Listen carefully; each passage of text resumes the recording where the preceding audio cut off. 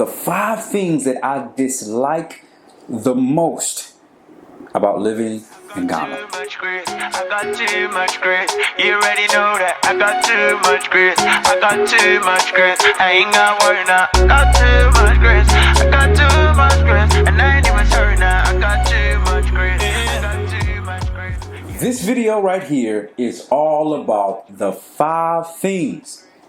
I'm not gonna say hate, because that's a strong word, but the 5 things that I dislike the most about living in Ghana. The first thing that I dislike the most about living in Ghana is people assume that because you're coming from America or Canada or UK or wherever else, like your money long. And I be trying to tell people, like, I ain't got that Oprah money. And because people assume you have money, there's a couple things that happen. Like, people try to tax you on everything. Let's say I want to hire an electrician to do some work in my house. Somebody may pull up to my house and assume, oh, this cat got bread. So instead of charging him 50 CDs for a job, I'm gonna try to charge him 150 CDs. And because sometimes, like, you don't know if the price is, like, if it's average or not, it just makes you feel a certain way. You know what I'm saying? But people assume you got money. Not everybody, but a lot of people assume you have money. And it's true. Like, if I show up with an iPhone 11 Pro, people see that and just assume you got money. Because people can tell you're not from Ghana. They see the way you walk, the way you talk, the way you dress, all that. So a lot of times, I just try to blend in. I don't say much. And so people don't really know where I'm from. Because when people do, they're going to try to tax you, man. Let me tell you what happened one time. Me and my colleague, we ordered some food at a restaurant. We did a catering thing. And, like, we ordered, like, one whole spread. And then midway through, we needed, like, another half a spread. And so the guy brought the half a spread, but it wasn't really what we asked him for. And that wasn't the problem. At the end of the night, the dude charged us full price. That wasn't the biggest problem. The biggest problem was when we was arguing with this dude about the full price, he tried to charge us on the less than, amount of food that he gave us. This dude told us, why are you tripping? You got money, just pay the price. Is you serious, fam?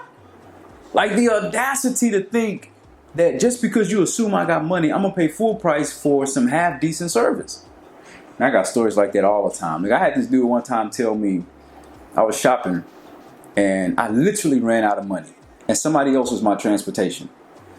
I told the dude, I'm out of money. The dude literally told me, y'all, so just go to the ATM and get some more. That's what you think it's like. You think I just snap my fingers and just money just fall out the sky. But a lot of people, man, they don't understand. They watch television, they watch movies, and so they think everybody in America is like LeBron James. They think everybody like on LeBron James, Oprah status. And it's not true. The second thing I dislike about living in Ghana is, it kind of goes with the first. A lot of times people just see you as bruni, which is just like a foreigner or like a white person. That's what I think it means. And so they treat you a certain way. And it's interesting because, like, when people just think I'm a Ghanaian, they'll treat me a certain way. But when they think that I am from the West, they treat me another way. It's unfortunate, but a lot of times when they think you're from the West, you get kind of more preferential treatment versus when people just think you're another Ghanaian. Let me tell you what happened one time. I was out shopping and the lady that was talking to us, like real talk, she saw a white person walk by. She literally stopped talking to us and ran towards the white person to attend to that individual. But I get it. If you're all about the money, then it's like these black people who know how to bargain, and I know I can only get this much money out of them. Well, this white dude over here, he probably don't know how to bargain, so I'm going to get like this much more money out of him. But I don't trip about it too much because I'm used to it. But that's just like sometimes, you know what I'm saying, I really dislike that. Anyway, it is what it is. The third thing that I dislike about Ghana the most, the structural issues. My God. Let me tell you something. I was used to some of this because I've been visiting Ghana for some time. But if you ain't never visited this place and you move here from a developed nation, it makes you want to go back. The roads are egregious. Not like the highways. Like the highways, the major roads, you know what I'm saying? they're fine. But there are more terrible roads than good roads. You'll be in a car, just, people think you dancing to the music, but like the road's so bumpy, you be in that joint just leaning with it, really rocking, and people like, oh, you are jamming? No. Like, no, I'm not jamming. I'm just on this roller coaster, bumpy road. For real. When I be going home, this is how I be in the car. Sometimes I'd be like, yo, fam, I'm just gonna walk. Like, it's quicker for me to walk from this place to my house than for you to drive me there. You'll have a road that's built in January. By October, that sucker will have potholes in it. You'll be like, yo, fam, how is this possible? How is a new road built and there's already potholes in the road like 6 months later? This is stupid. Because it'd be like the little stuff after the other. Like, you drive on the bumpy road home, then you come home, the door don't close all the way because of just poor architecture. Then on top of that, you have sometimes basically the water get cut off. You could literally wake up in the morning, get ready to take a shower, turn on the faucet, there's no running water. You're like, really? Really? I used to think, oh, structural issues, country don't have that much money. No, fam, there is money here. Hey, Charlie, that money is here. The money is here. Sometimes, like, there's sewage, like there's open sewage. Everything that you can imagine goes into the toilet. You can see. It's 2020, dog. I know I'm going on a tangent about these structural issues, but it's frustrating. Absolute, positive, one of the worst things. Doomsday. Translation, rolling blackouts. When we first moved to Ghana, you can literally be chilling in your house, on the internet, or cooking food, lights go off. No warning at all. They may be off for 5 minutes. They may be off for 5 hours. They may be off for 8 minutes. They may be off for 8 hours. No electricity, no fans, no refrigerator. Like, you can't do none of that. It make you want to punch somebody in the throat. No, for real, for real. Which leads me to my next thing. This is number 4, I think. Finding quality products in Ghana. It takes so much effort just to find quality stuff. We went out, I bought an iron. The freaking iron is leaking water the next day. I bought some earbuds. The button on it don't work. I bought something else. The blender broke. It makes you want to hit somebody, dog. You can get quality stuff here in Ghana. I'm not saying that nothing on the whole freaking, in the whole country is not quality. But it's like what you have to go through just to find it. It'd be like, fam, really? Why did I have to do like this?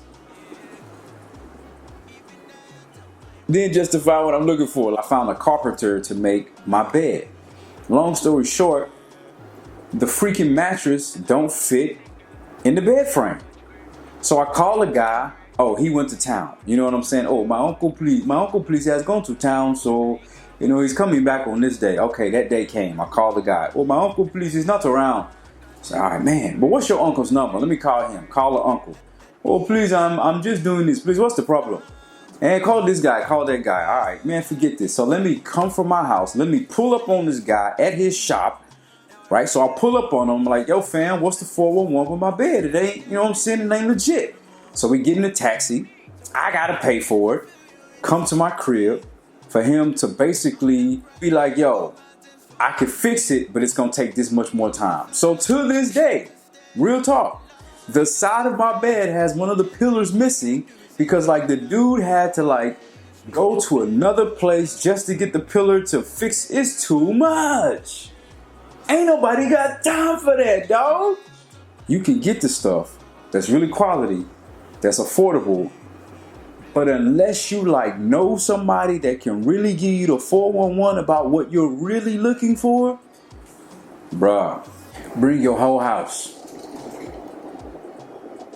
Look at my face. Bring your whole house with you. If you have quality products in your house, quality couches, tables, chairs, electronics, appliances, underwear, outerwear, except if it's like cold season stuff, because they don't get cold here. But other than that, pack everything up in a container and bring it with you. For real, for real. And the last thing is developing authentic relationships. Because there is this perception that you are a Westerner, and a lot of times people haven't really engaged outside of their culture here in Ghana except by media. Sometimes you don't really know if people really are just trying to develop relationships with you because they want something from you, or they're really trying to develop a relationship with you. Let's say, for example, I'm cleaning up around my house. Somebody may be like, yo, I know somebody that can help you with that. And then you may be like, all right, cool, help me with that. But then afterwards, they'll be like, let me have some money. You don't know if the person really is just trying to help you out and do you a solid, or they going to come on the back end and ask for something. So it's like learning those extra cultural layers sometimes is difficult. So those are my 5 dislikes about living in Ghana. But I would say overall, this has truly been one of the best experiences of my life. And once you learn the system, you'll be cool. It's like anything else. When you jump into a new system, it could be new, it could be overwhelming, it could be frustrating, it could be challenging. But once you learn the system, like, you cool. When I first got here, I was trying hard to like not be who I was. But I realized I'm never gonna fit in, because the beautiful thing about living here in Ghana is even if you don't fit in, you're still accepted. That's the key thing. Even if you don't fit in, you will still be accepted. And once again, thanks for tuning in. We appreciate it. Make sure you subscribe. Peace.